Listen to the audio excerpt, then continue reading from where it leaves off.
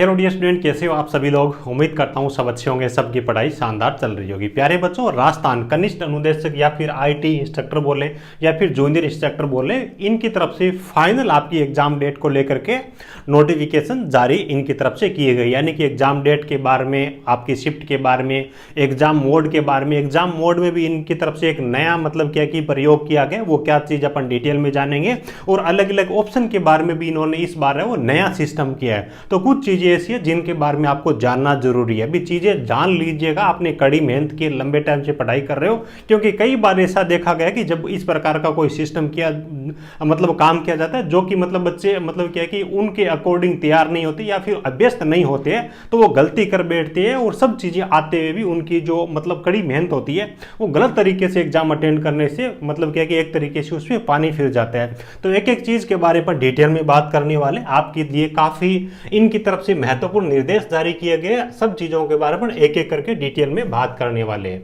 चलिएगा, ठीक है। इनकी तरफ से जो नोटिफिकेशन जारी किए गए उनमें देखिएगा, पहला नोटिफिकेशन ये है 30 तारीख को, आज की डेट के अंदर लेटेस्ट नोटिफिकेशन जारी किया गया। तो इसके अंदर क्या लिखा है, कौन कौन सी ट्रेड के लिए, सबसे पहले तो अपन ये रीड कर लेते हैं। जैसे कि इन्होंने बता रखा है अभी 5/3/2024 को ये कोई नोटिफिकेशन, चलो नोटिफिकेशन वाली डेट की तो अपने को जरूरत नहीं है। पहले इन्होंने नोटिफिकेशन के अंदर इन्होंने क्या दिया है, इंजीनियरिंग ड्राइंग के बारे में, ठीक है। और उसके बाद में आप देखोगे इलेक्ट्रीशियन ट्रेड के लिए और फिटर ट्रेड के लिए और वर्कशॉप कैलकुलेशन एंड साइंस के संबंध में इन्होंने कुछ इन्फॉर्मेशन डाल रखी है, तो वो अपन देख लेते हैं, ठीक है। तो देखिएगा, सबसे पहले इन 4 ट्रेड के बारे में देखते हैं, आगे और भी ट्रेड के लिए चीजें इन्होंने बता रखी है।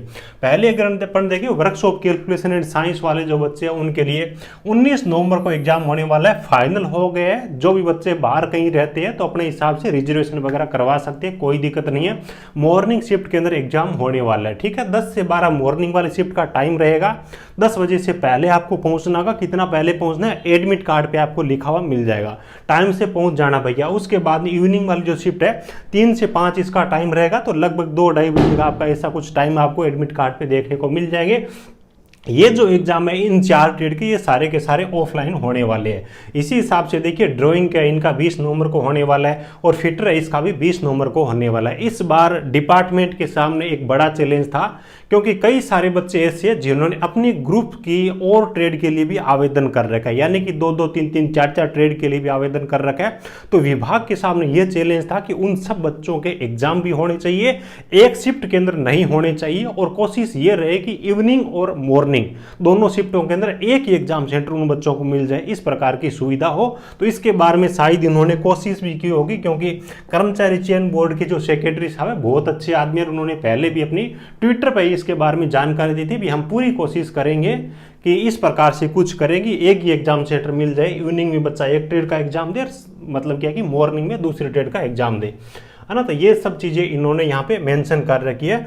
चलिएगा, उसके बाद में अगर अपन देखें, देखिएगा एक इंपॉर्टेंट चीज और है, क्योंकि यहाँ पे एक्सपीरियंस मांगा गया था। कई सारे बच्चे ऐसे होंगे भी अपन अप्लाई कर देते हैं, एक्सपीरियंस आ जाएगा, बन जाएगा, बनवा लेंगे, तो इस प्रकार के भ्रम में आपको नहीं रहना है ना। अभी आपके पास में प्रॉपर एक्सपीरियंस और प्रॉपर आपके पास में शैक्षणिक योग्यता थी तो ही आपको एग्जाम देना है, अदरवाइज नहीं देना है। क्योंकि देखो, एक्सपीरियंस बना के देने वाले तो बहुत सारे हैं।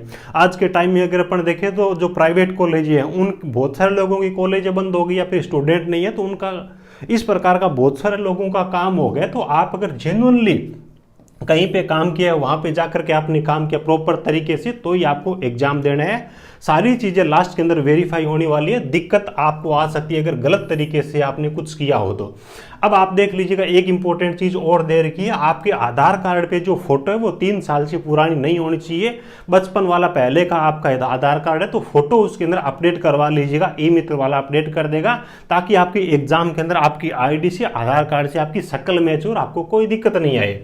उसके बाद में एक और इनकी तरफ से जो नया प्रयोग किया गया, इस बार आपको यहाँ पे आपको आंसर देने के लिए 5 ऑप्शन मिलने वाले। 5 में से देखो 4 जो ऑप्शन रहेंगे ना, वो तो आपके उत्तर से संबंधित रहेंगे भी कौन सा ऑप्शन आपके हिसाब से सही है। और आपको लगता है कि मेरे को ये प्रश्न नहीं आ रहा, इसका जवाब नहीं देना है, तो आपके लिए एक अलग ऑप्शन रहेगा। ई वाला जो गोला होगा ना, उसको आपको टिक करना पड़ेगा, खाली नहीं छोड़ सकते। अगर आपने 5 ही ऑप्शन खाली छोड़ दिया तो इसका मतलब ये है कि वो पर्सन आपका नेगेटिव मार्किंग में चला जाएगा, 1/3 नंबर उनके काटे जाएंगे। ये ध्यान रखिएगा। इतना ही नहीं है, अगर आपने पूरे पेपर के अंदर 10% से अधिक इस प्रकार के प्रश्न छोड़ दिए, इस प्रकार के प्रश्न छोड़ दिए जिनके अंदर आपने ए बी सी डी या फिर ई कोई भी ऑप्शन आपने टिक नहीं किया, तो आपको एक मतलब क्या कि एक तरीके से आपको बाहर ही कर दिया जाएगा, चाहे आपके कितने भी सही हो। और ये जो आपका एक्स्ट्रा है ना ई वाला ऑप्शन, ये सुनिश्चित करने के लिए भी भरा गया या नहीं भरा गया है, तो उसके लिए आपको लास्ट में एक्स्ट्रा 10 मिनट का टाइम दिया जाएगा, जो कि बहुत ही अच्छी चीज़ है। तो मतलब क्या है कि बच्चे अभ्यस्त नहीं होते इस चीज़ से, इसलिए बताना भी जरूरी है। आपको इस चीज़ का ख्याल भी रखना है कि कोई भी आपको लग रहा है कि ये प्रश्न अपने को नहीं आ रहा, तो बिल्कुल खाली नहीं छोड़ना, उसके लिए ई वाला ऑप्शन सेलेक्ट करना है। 500 खाली छोड़ोगे तो 1/3 नेगेटिव मार्किंग होगी। इस प्रकार के प्रश्न टोटल प्रश्नों का 10% या फिर इससे अधिक छोड़ दिया तो उसके लिए आपको बाहर ही कर दिया जाएगा पूरे एग्जाम से, ठीक है, यह चीज ध्यान रखना। उसके बाद देखो इन्होंने एडमिट कार्ड के बारे में इंफॉर्मेशन दे रखी है, तो ये आपको rsm.ssb.rajasthan.gov.in इस वेबसाइट से मिलने वाले, अभी तक नहीं आए हैं, कब आएंगे इसके बारे में ये आगे आपको सूचना दे देंगे। अलग से आपको मेल वगैरह से, डाक वगैरह से आपको आधार का आपको एडमिट कार्ड है वो नहीं भेजे जाएंगे। अब देखो कई सारे बच्चे ऐसे भी होंगे जिन्होंने रीट के अंदर आवेदन किया है ना, रीट के अंदर आवेदन किया तो सर हमारा ऑफलाइन लेना है या फिर ऑनलाइन आएगा, तो उसके बारे में एक्चुअल में अभी तक इनकी तरफ से कोई नोटिस जारी नहीं किया। शायद ही अपनी तरफ से इंफॉर्मेशन है, मतलब क्या है कि सार्वजनिक रूप से दे देंगे भी आपको वहां पे जाके एडमिट कार्ड लेना है या फिर आपको ऑनलाइन यहाँ पे मिलने वाला, जो भी होगा अभी उसके बारे में कोई अपडेट नहीं दी गई है। उसके बाद देखो गलत तरीके से आपको नकल वगैरह इस प्रकार की चीज़ों के अंदर शामिल नहीं होना है।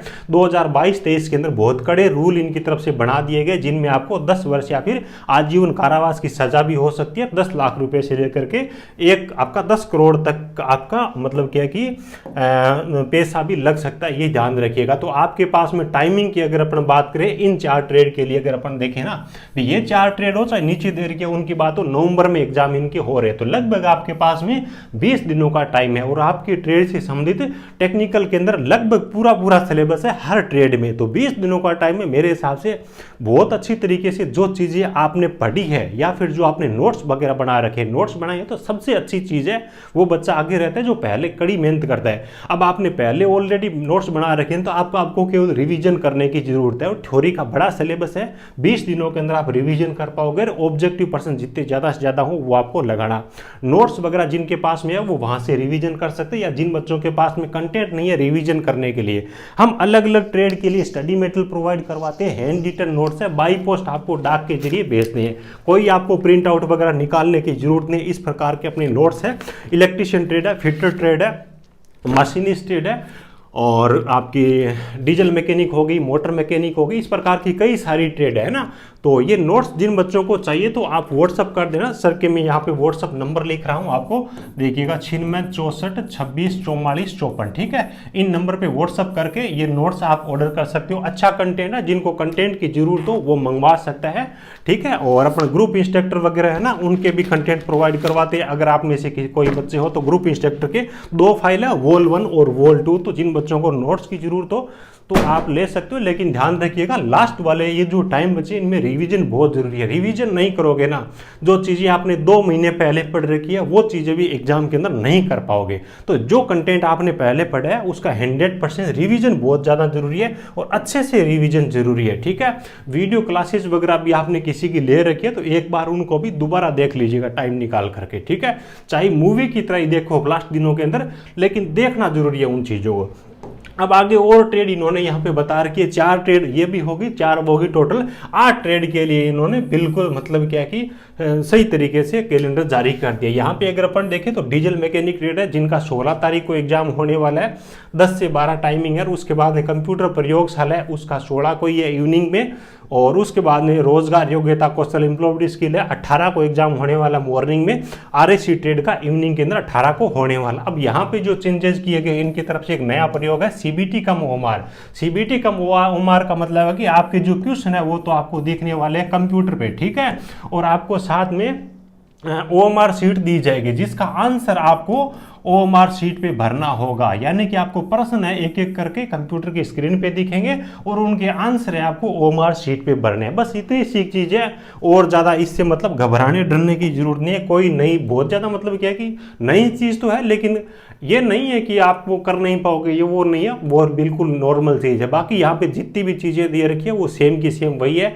बस ये है कि ई वाला ऑप्शन है, अगर कोई भी आपको ऑप्शन सिलेक्ट नहीं करना है, खाली छोड़ना चाहते हो तो ई वाला ऑप्शन है वो जरूर सिलेक्ट करें, वरना मतलब क्या कि 10% से ज्यादा प्रश्नों को खाली छोड़ दिया तो आपको ये बाहर कर देंगे और लास्ट में 10 मिनट का अतिरिक्त आपको टाइम देंगे, जिनके अंदर अच्छी तरीके से आप चीजों को चेक कर लेना। कहीं ऐसा नहीं हो कि इतनी मेहनत करके आप एग्जाम अटेंड कर रहे हो और वहां पे कोई इस प्रकार की चीज कर दी जिसकी वजह से आपको बाद में नुकसान हो। ठीक है, उम्मीद है सब चीजों के बारे में आपको अच्छी तरीके से जानकारी मिली होगी, और आगे की कोई भी अपडेट होगी तो यूट्यूब पे वीडियो दे दूंगा या फिर आपको टेलीग्राम में इन्फॉर्म कर दूंगा। टेलीग्राम चैनल की लिंक आपको वीडियो को डिस्क्रिप्शन में मिल जाएगी। चलिए, thank you, best of luck.